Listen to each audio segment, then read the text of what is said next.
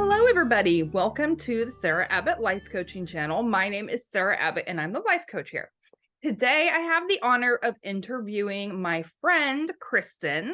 I think you're going to love to hear from Krystin because Krystin has identified herself as a pleaser if you're using the How We Love attachment styles. And I have just so enjoyed seeing her journey as her awareness increases of what it means to be a pleaser and how that affects her relationships. And so today I'm just going to give Krystin a chance to tell us her story. Thank you for being here, Krystin. Of course. I'm so honored to be on your amazing channel. Oh, thank you. All right, girl, tell us your story. Okay. So just like day one story? Wherever you want to start. Okay.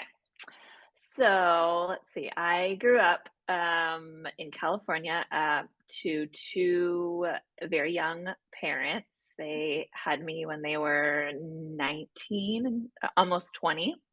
Um, and then 2.5 years later, they had twin girls. And so by the time they were 23, they had three kids under three. Okay. And as you can imagine, that was a lot for people whose prefrontal cortex isn't fully developed yet. That's a good point. Yeah. So I think just hearing stories, of course, in my youngest years, I don't have a lot of memories, but I'm always referred to by family members as like, you were always so good. Like, you were such a good baby. You were such a good toddler. Always easy, go with the flow. Very like va- admired and valuing that characteristic about myself, that I was just a pleaser. Baby pleaser. Okay. A little baby pleaser. Yep. Um, so let's see.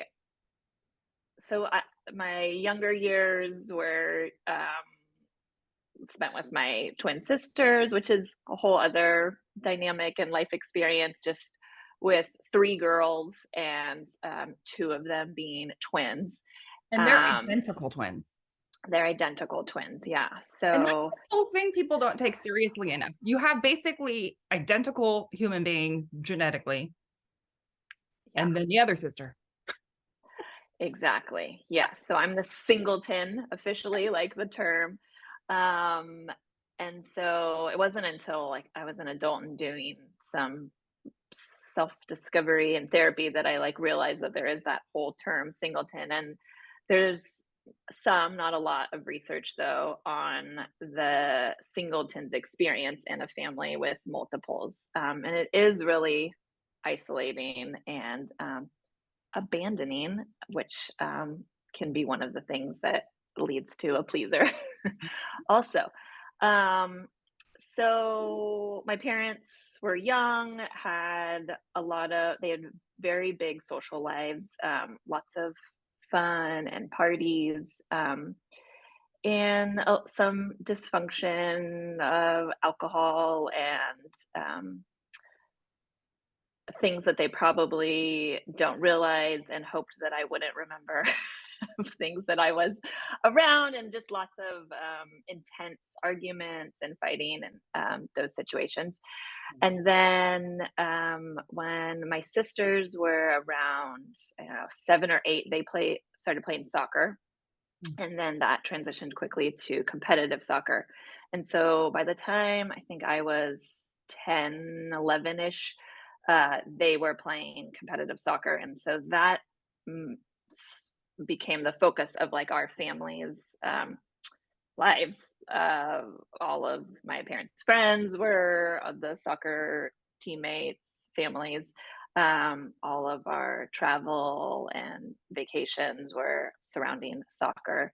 Um, and so I think it just really shined a light on how I already felt, a little bit isolated and different in this dynamic of three girls, that I think just further intensified that isolated feeling. So it always feels like I was like on the sidelines of their soccer games, and I kind of just felt like on the sidelines in my family as well. Um, and I was just always wanting like belonging and connection. And so it was always in front of me, right? I was seeing this like close bond with my sister's relationship, and then also on a soccer team with friends, and being on a team and all of the great things that come with being on a team. And I was a part of neither of those. But what I was really good at was being really nice and smiling and go with the flow and being drug along wherever our family was going for these soccer tournaments. And so um, I definitely had all of those feelings internally throughout my childhood, that I necessarily didn't consciously know of, but looking back, I definitely can resonate with those emotions and feelings. So I never brought it up. I never talked to my parents and told them that I was feeling these things. Obviously, I was a kid, so I wasn't really, articulating that at that age. Um, until I think when I was a teenager, I did start to become a little bit more verbal around it, and there was a little bit of conflict in my family, mostly, well, with both of my parents, I would say, kind of around this of me sharing this. I don't know what the right word is, inequity in parenting. Um, and so I think I just learned to where I was valuable was when I was easy and go with the flow. And it was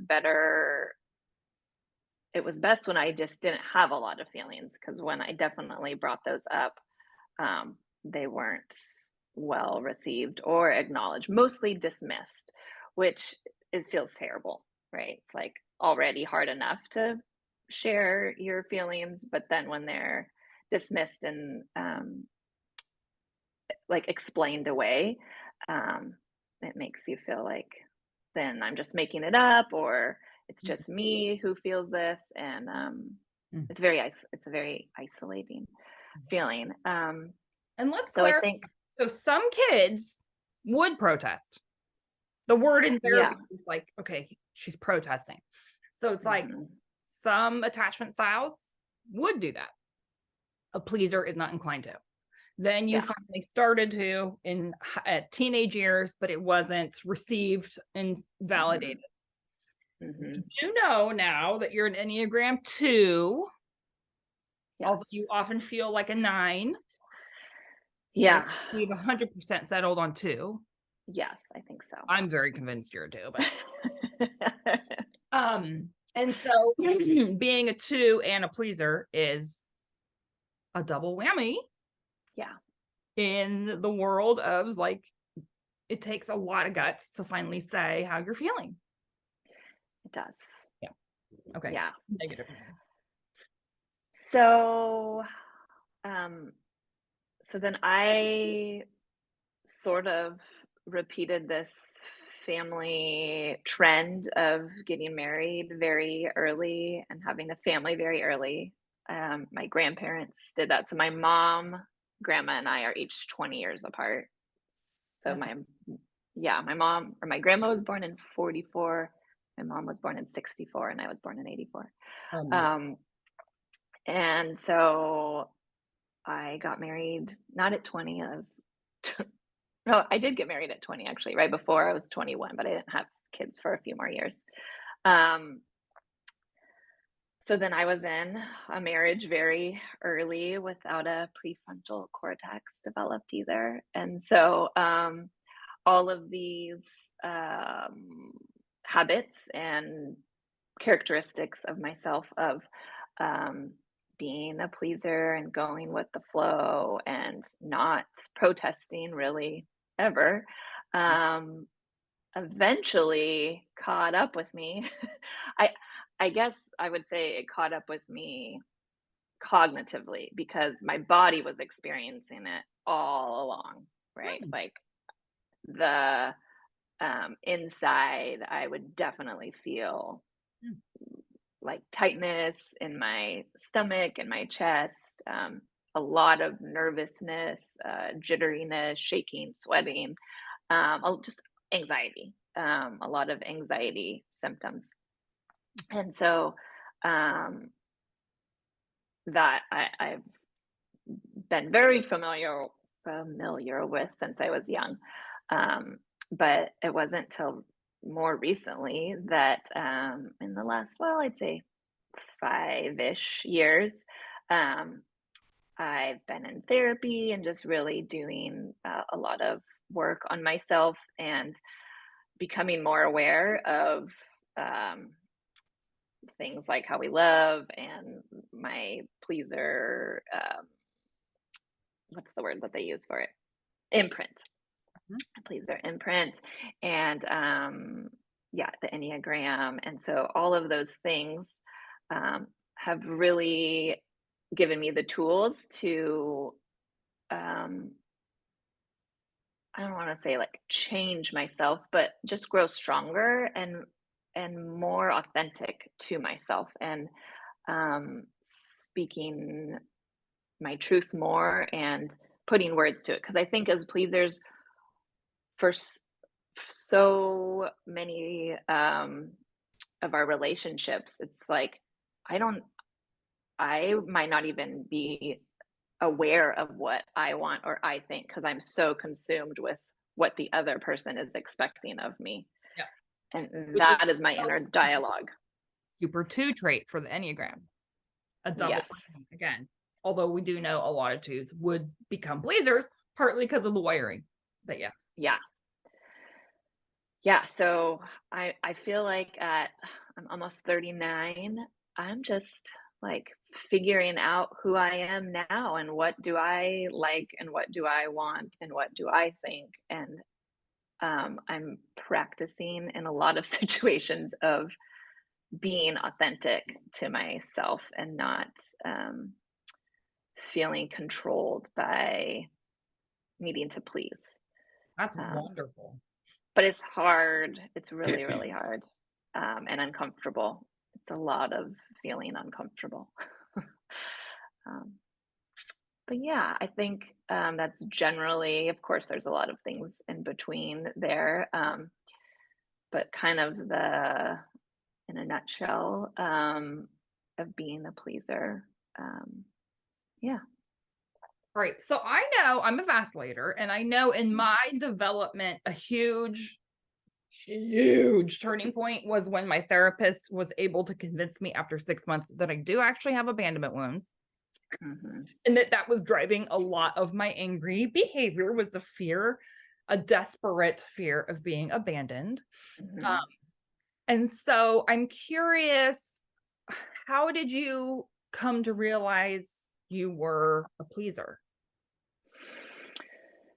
Well, by reading How We Love, I mean, I think I've always just been referred to the description of what a pleaser is has always been like characteristics that I have. Um, and from my family, it's always been like honorable that I am that those are like my best qualities, right? Mhm. Um, and so uh, I think when it started, um,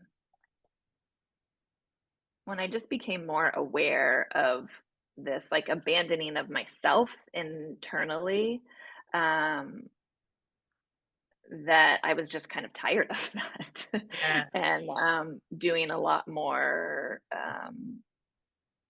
just work on myself and trying to grow that part of me. And so reading How We Love, Mhm. starting therapy, um, both individual therapy and couples therapy. I've done a lot of work with you.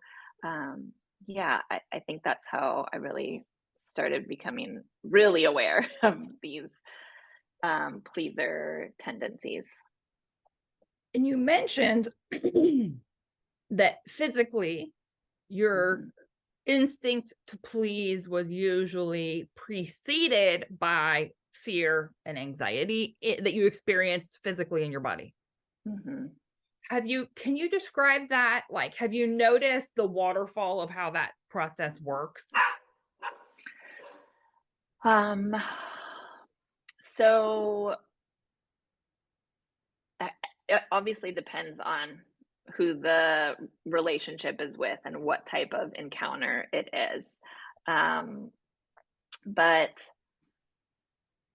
if it's more of like an acquaintance or a more of a casual relationship, I feel like I'm not as good as that as I am now with like my husband, for instance. I'm getting a lot of practice with him, Mm. but how I would, Because he's your safe person, I bet. I'm sure, yeah, it definitely feels scarier to not be a pleaser with other relationships. Okay. Um, so let's just say, I don't know, a mom from school Mhm. asks me to do a favor, and um, my internal dialogue is like, no, I don't want to do it. I will feel this rising, um, just kind of almost like deer in the headlights feeling of Oh, like, how am I going to react, respond, and have a boundary. yeah. Because it feels like, okay, I just need to do whatever they're asking me to do. I just need to do that. And so Mm. it's like this struggle of knowing my internal opinion or desire to do it or not to do it, and then feeling like what's in front of that is what this other person wants from me. Um, and so, yeah, I'm not as good yet at um, as just honoring myself, Mhm. um, as I am learning to be more in my closer relationships. Um,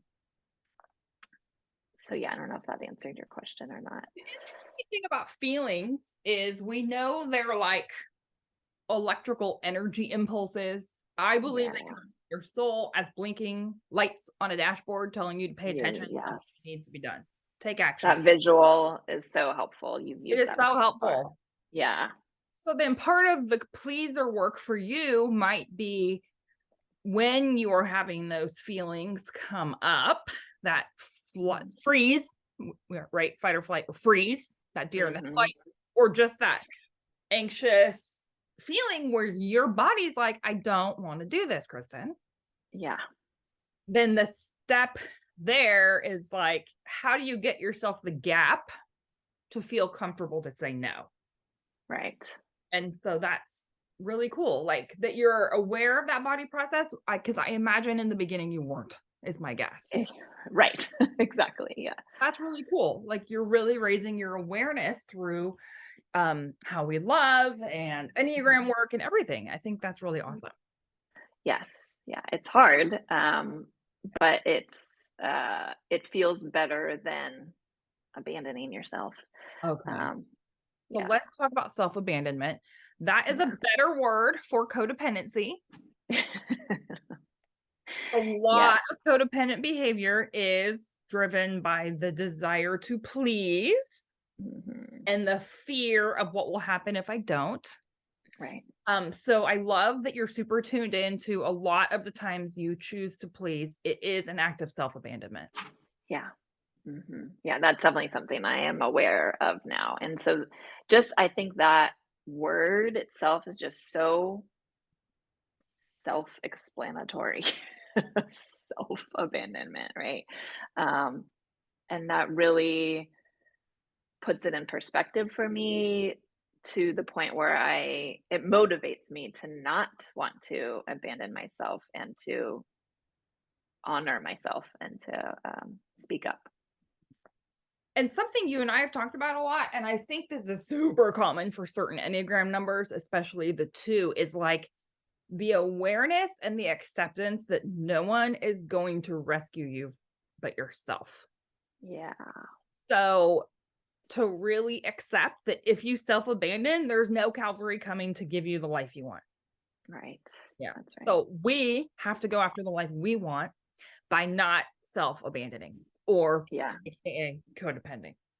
Yeah. So I'm wondering if you can give us a snapshot of where you are on your pleaser journey of awakening here.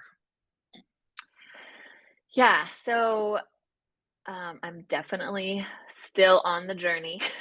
I have not arrived. Yep. Which I don't know that we ever do. It's constant journeying. Um, like I said, in my closer relationships, I'm getting better. Um, and I'm still at the point where I'm doing a lot of processing and thinking about situations after the fact and wishing that I would have handled it differently. And so just trying to be more aware in the moment of the next experiences. Yep. So an example would be there was a situation with my family and our our daughter had is a soccer player, and she had kicked a soccer ball pretty strongly and hit our younger daughter. Um, and so when my husband and I were reprimanding her for that and getting after her for it being unacceptable, um, a family member of mine was kind of rescuing our daughter and consoling her and just kind of crossing a boundary of our parenting. And um, I kind of froze in that moment and didn't react the way that I wished I would have, which would be to have put a boundary up and to let that family member know, like, thanks, we got this. Um, we'll let you know if we need your services of consoling her. Um, and so I thought about that afterwards, and going forward, how I can be more present with setting boundaries with people in my life. And that's been something I've had to work on a lot in our couples therapy, is setting boundaries with family members, and making sure that I'm honoring myself and my husband and our marriage and our parenting. So that's definitely been its own journey. And that, I mean, I'm a huge advocate of boundaries. I learned boundaries the hard way in therapy. Took me many, I think probably again another 6 months to learn what a boundary was, and then a year at least of practicing with her as life came up. I'm actually launching a boundaries 6-week package on my life coaching. So anyone Oh, that's that exciting. only work on boundaries, that's a really cool option coming up. But for the pleaser, especially, the boundaries are your way out of the pleasing behavior. Yeah, Yeah. And it's hard because people it's really hard. who are used to you being a doormat do not love when you become a fully autonomous person setting boundaries in your life. They do not. Yeah. People do not like when you change. That is true. And Yeah. so good job. And then the other cool thing about this, I love that you're at this like middle point. It sounds like you're doing the bulk of the work in your marriage, which is, I think, very beautiful because some people, that's the last place they would do their work. But I think you feel safe enough in that relationship to show up more who you really are Yeah. now that you're discovering who you really are. But basically when we're on this learning journey, it's like you have first, you're just puppet behavior, how you've always acted. The next step is like you become educated and you decide you want to make some changes. And then you have this interaction with a family member or a friend or a boss or whoever. And afterwards, you're like, wow, I wish I would have had a boundary there. That's huge. That's like level 2 learning. Even though you didn't notice it in the moment, you notice it afterwards. And then, like you said, instead of feeling, oh, I should have figured that out. No, next time I'm going to catch that earlier and do something about it in the moment. Yes. Yeah. Because I can shame myself a lot. So I do have to remind myself, like, no, next time, right? And just give myself grace, right? Like, this is how I've always done it. So it's going to be a slow progress. You're firing new neurons every time you make a change. And it is really exhausting and it takes a long time to get those new pathways. Yes, for sure. I was at the gas station recently and I have an SUV and I'm pulling and it said you can fill on either side. Do you know those pumps? Yes. And I never want to fill on the wrong side, but the other line was so crazy. I was like, I'm going to fill on the other side. So I pull up to the other side and I'm like trying to get this cord hose thing over my car. Gas is spilling everywhere. And I was like, because I'm an 8 advanced later, I was like so pissed at myself. Like, this was so stupid. You should have been patient and just sat in the car. And now there's gas everywhere. And like on my shoes is everywhere. Like, this was so dumb. And then I see this older man who had done the exact same thing to his SUV right across from me.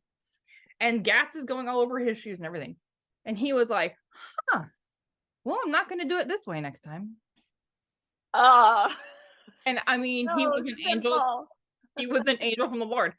Like, I had this epiphany of like, now there's a graceful way to handle your life. Totally. Yeah. Sarah? I'm going to remember that. I'm going to remember that too. He was, what a teacher. I don't even know his name, but he taught me. I mean, I have thought of him a million times since that gas station day. I won't do it again that way next time. Okay. So I'm looking at my notes. The last thing I want to touch on is resentment. So for me as a vacillator, an 8, when on the Enneagram, when I notice that I'm not holding boundaries, the way I notice is I am full of rage with somebody. And then I have to stop and be like, where did I lay down my boundary that this person was able to come in and get me so activated? Because if I put my boundary up, they don't get in. And I'm not so full of rage with somebody. So then I have to like walk myself back and be like, oh, there it is.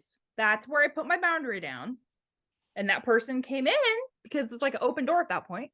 And now I'm mad at them, but really it's my job to hold my boundaries. But my anger is my flag. So I believe that what I understand about pleasers is that, and 2s, when you start feeling resentful, like resentment's a big deal for you guys. So is that your flag to know something went amiss and you need to make a change, probably with a boundary, or how does that work for you? Well, I'm just learning that. I think for so many years, right? You're just like, there's this feeling of resentment, but you don't know why or even are thinking about the whys. It just is. And so I am definitely a more. That's how I was with anger. It just is. It just is. Yeah. Okay. Yeah. It's in the ether. Yes.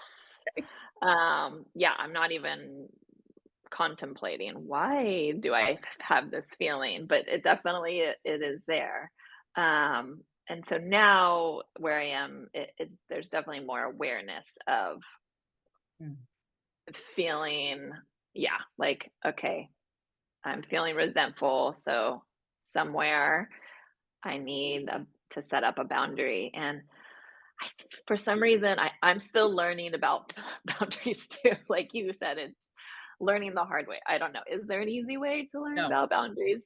And so I often struggle with like, what is the boundary that I need to set? Like in this very specific situation, it's not always really obvious.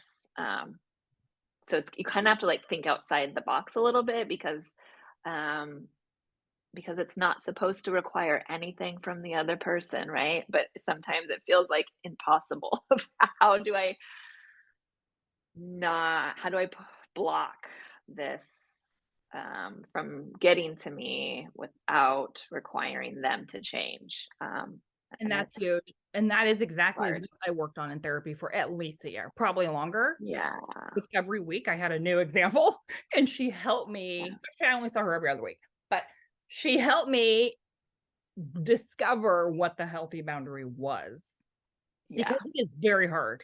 Our first instinct is like, they need to stop doing that. Right. And that is not a healthy boundary because Right. a healthy boundary is what can I do without needing anything from that person to change? Right. Will keep myself safe. Huge. I mean, it's huge epiphany world. And it is very hard. I want to validate that. Very hard to figure it out on your own for Yeah. the years. Yeah. Yeah. Definitely. And because sometimes a lot of, at least for me, a lot of where I need to set up boundaries is just in conversations, because that's when I would feel a lot of anxiety and turmoil inside. And so being aware enough to set a boundary in a conversation is challenging. Well, conversations So are how we communicate. yeah, Yeah. yeah, 99% of the boundaries are right there. I mean, we think of it yep, more action, but most of the time it's like how I'm going to be talked to. right, Will I allow this person to speak to me? Like, it's right, a boundary. right. Yeah. One of Next. my favorite examples of your boundaries is the one with your house cleaner, when you hired a house cleaner when Nick wasn't. So good. Yes, I will tell the world now about that story. I think I've already told it on my channel. It's also one of my favorite stories, but I was in therapy and as a stay-at-home mom, I was doing lots of chores, all the chores. But I had no, I didn't have a house cat. I felt like I needed more help. I had two young boys and they were like cyclones in the house. And anyway, I was talking to my therapist and I was like, no matter what, Nick won't do anything. I asked him, can you help with this? And he kind of doesn't answer and then just doesn't do it. And I was like, really mad. She's like, well, then what boundary do you need for yourself? And she helped me come to the conclusion that I felt entitled to a housekeeper, which we had the money in the budget. It wasn't like obvious. We had to move some things around, but I could have made that work. And I was like, well, Nick won't want that. She's like, well, Nick doesn't get to like not do anything and say no to a housekeeper. And I was like, what? He doesn't? So I hired the housekeeper and I did not tell him. And then that was amazing. Just twice a month. And the house looks so much better. And it was like amazing and life-giving for me. And then he finally figured it out and was like, did you hire a housekeeper? I was like, yes, I absolutely did. And then, but that's a perfect example because from the moment I hired her, I had zero resentments with him. Yeah. And guess what? It worked out financially. We moved some things around. I moved some things around as the executor of the budget and it all worked out fine. And then I was able to like do my chores without seething inside about the fact Totally. that I did everything for everyone. Yeah. That's a good example of boundary. It's yeah, such a good one. Taking care of yourself. Yes. Good. Well, do you have anything you want to add before we wrap up? I don't think so. Yeah, it's been nice having this little therapy session.